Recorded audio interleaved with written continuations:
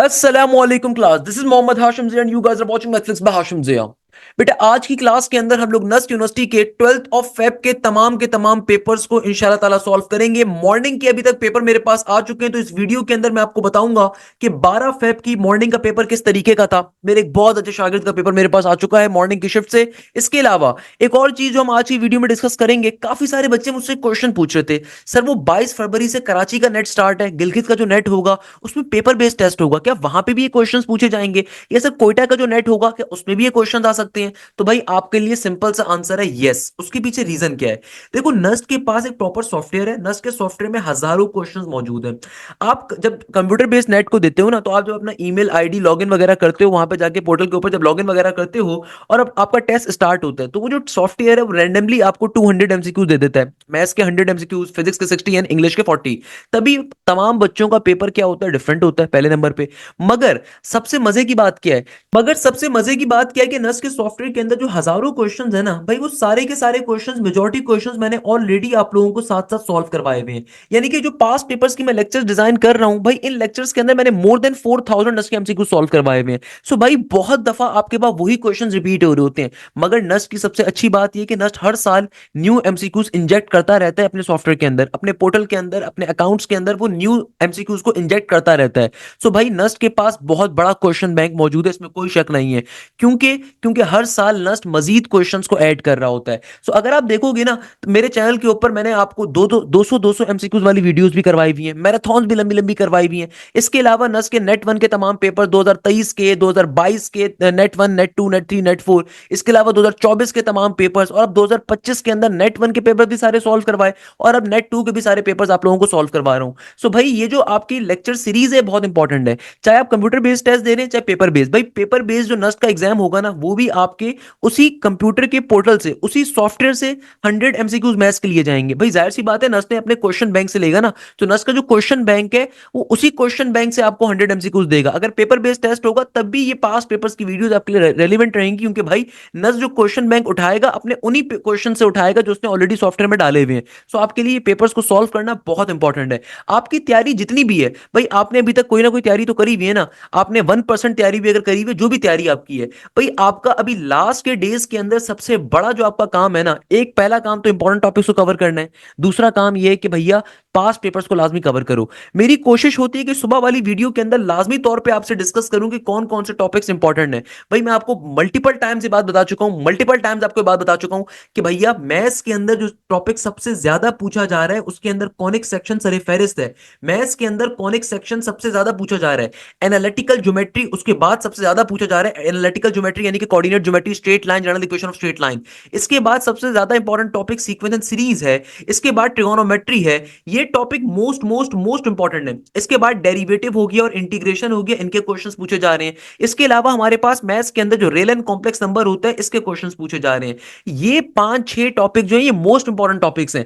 आपकी जितनी भी तैयारी है, कोशिश करो इन टॉपिक्स में से किसी चीज को छोड़ के ना जाओ, इन टॉपिक्स को लाजमी कवर कर लो। इसी तरीके से फिजिक्स की अगर मैं बात करूं, तो फिजिक्स के अंदर डायमेंशन का कॉन्सेप्ट हो गया, फेज शिफ्ट का कॉन्सेप्ट हो गया, ऑप्टिक्स का कॉन्सेप्ट हो गया, न्यूक्लियर फिजिक्स का कॉन्सेप्ट हो गया, इलेक्ट्रिसिटी का कॉन्सेप्ट हो गया, करंट इलेक्ट्रिसिटी का। ये कॉन्सेप्ट फिजिक्स के अंदर बेतहाशा पूछे जा रहे हैं। भाई इन टॉपिक्स को तो एटलीस्ट कवर कर सकते हो ना। ये जो मैं लेक्चर डिजाइन करता हूं इतनी मेहनत से, मेरे पास फिर एक कमेंट आया हुआ होता है, सर वो कौन से टॉपिक्स इंपॉर्टेंट है इनको कवर अप करें। भाई इन टॉपिक से आज भी जो पेपर में क्वेश्चंस आए मॉर्निंग के अंदर और आफ्टरनून में, सबसे ज्यादा क्वेश्चन इससे आए।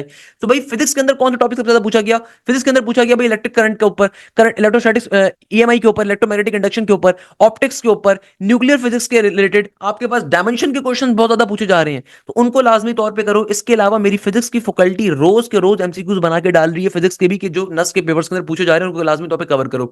इंग्लिश, इंग्लिश बाय डिफॉल्ट होती है भाई, इंग्लिश के अंदर कोई हेल्प नहीं आपकी कर सकता, अफसोस के साथ कहूंगा।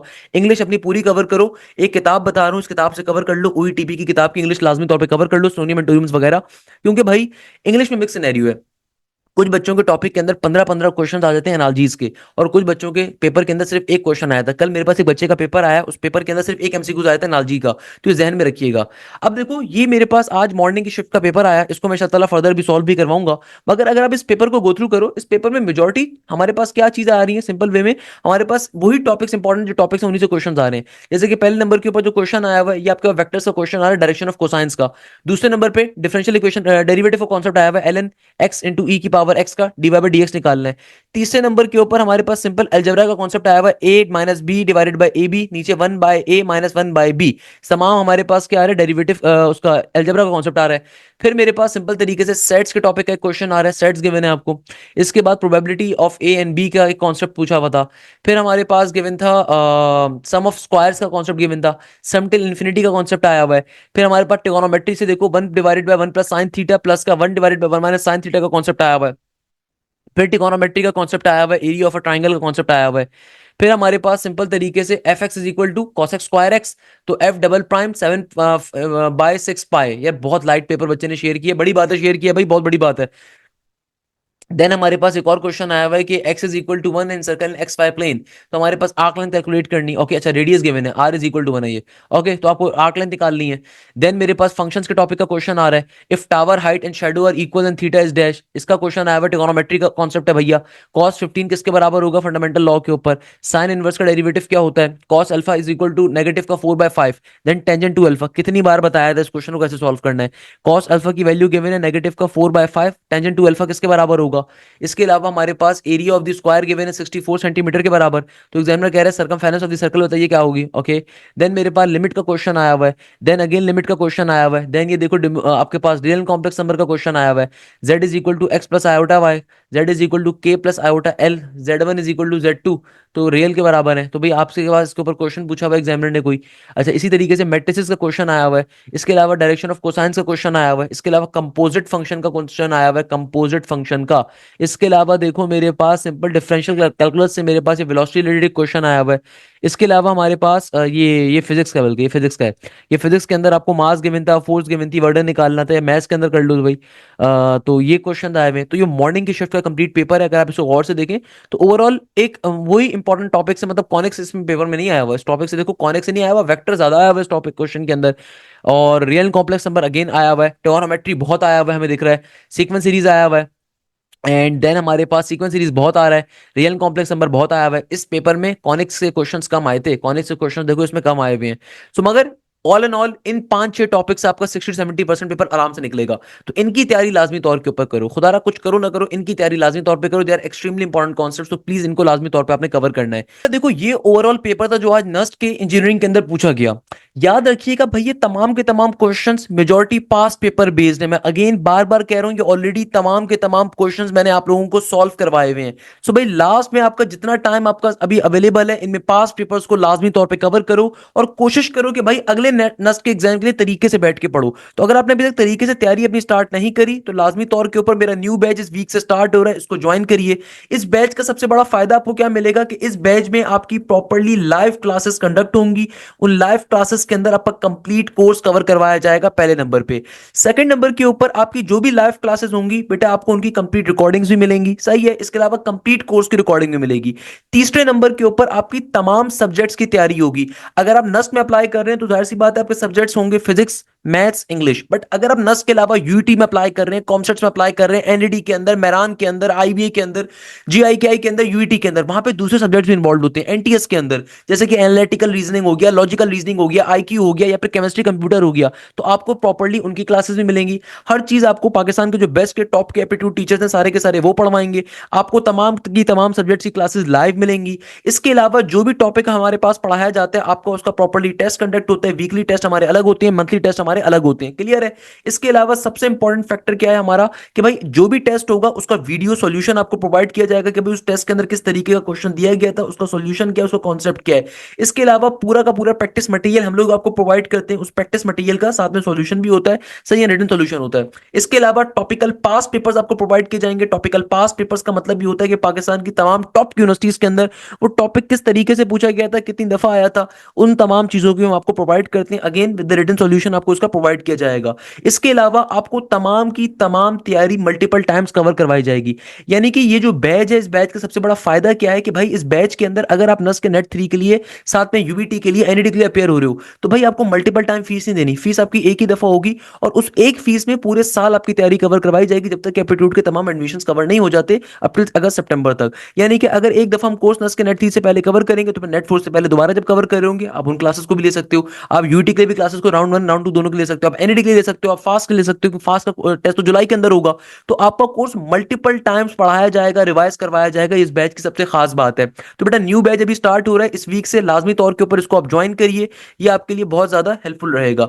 इसके अलावा अगर आज ही के दिन के अंदर मैं बात करूं कि एनबीएस का पेपर कैसा आया था, काफी सारे बच्चे शिकवा करते हैं ना नस बिजनेस स्कूल वाले कि सर नस बिजनेस स्कूल का पेपर तो आपने बताया ही नहीं। तो भाई ये नस बिजनेस स्कूल का पेपर मैं आपको शेयर अप कर रहा हूं, मेरे एक बहुत अच्छे शागिर्द ने, मित्र ने हमें हमारा ये पेपर भेजा, सही है ना। ये पेपर क्या कह रहा है, सबसे पहले नंबर के ऊपर क्वेश्चन आया हुआ है 4 की पावर x अगर बराबर है 2 के, तो बताइए x किसके बराबर होगा।